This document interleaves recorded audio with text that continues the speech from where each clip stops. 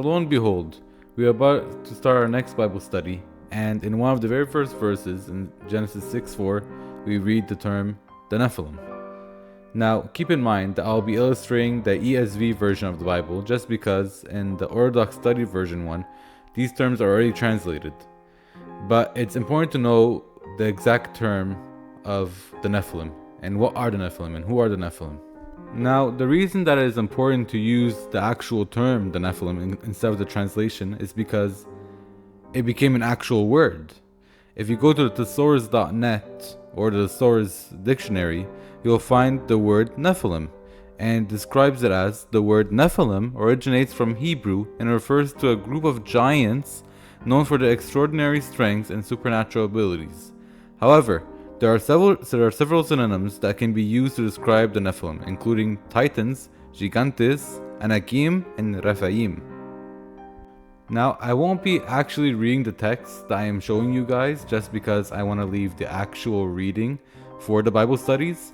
I'm just going to be explaining them because this video is more of like a reference or like a context for the upcoming Bible study that's coming this Saturday. So let's start with Genesis 6:4. The Nephilim are introduced in the context of the pre-flood world. The text describes them as the mighty men who were of old, the men of renown. They are considered to be the offsprings of the quote-unquote sons of God and the quote-unquote daughters of men. Now, although the term daughters of men is easy to understand, it basically means the women who were descendants of Adam and Eve, the term sons of God is a bit more difficult. But we do have reference to this. If you go to Job 38:47, here God is talking with Job and he's explaining to him about the creation of the earth. And he was asking him where he was when the morning stars sang together and all the sons of God shouted for joy.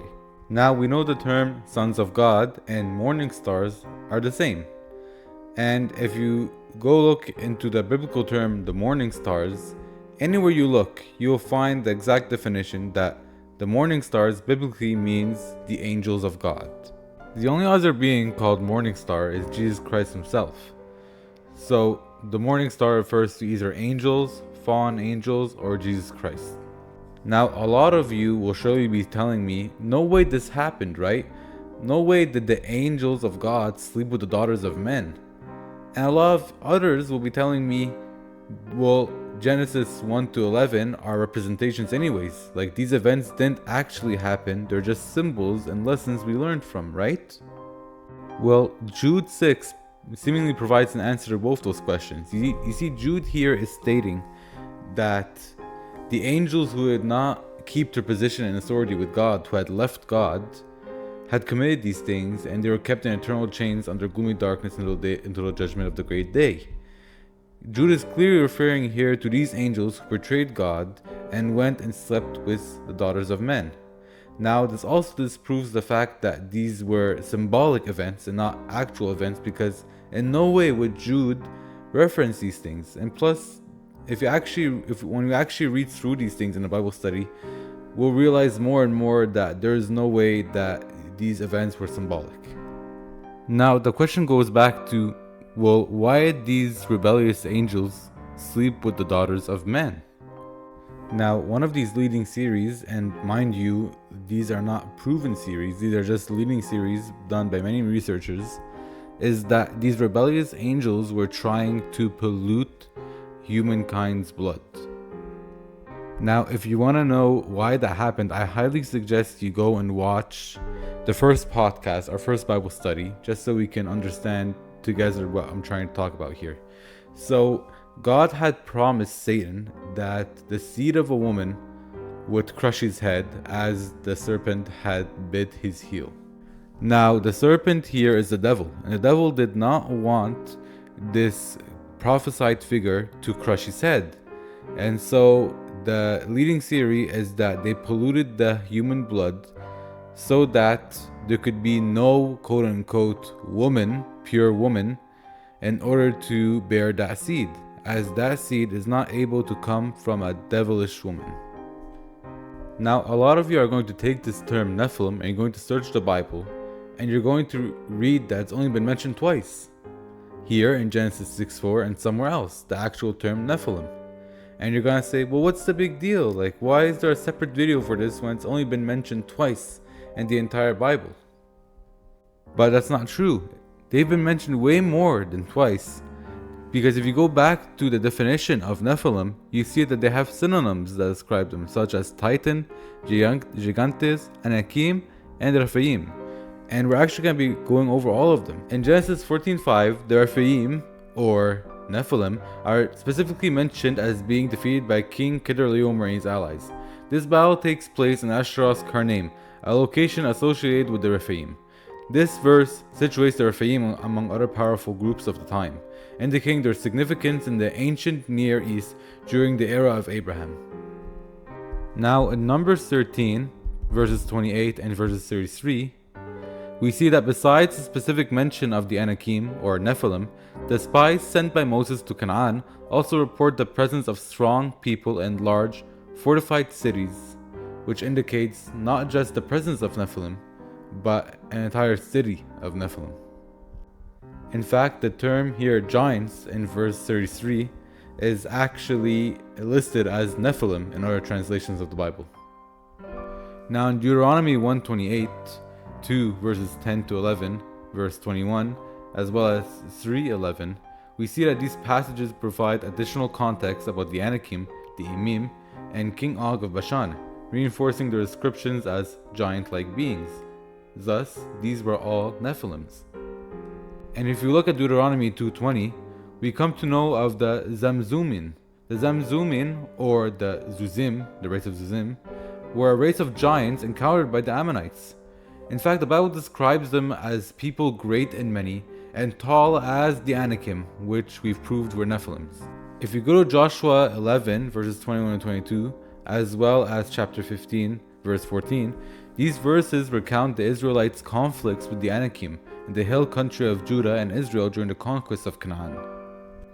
Now, the book of 1 Samuel chapter 17 recounts one of the most famous tales ever, the tale of David and Goliath, a tale that is used frequently even in this day and age.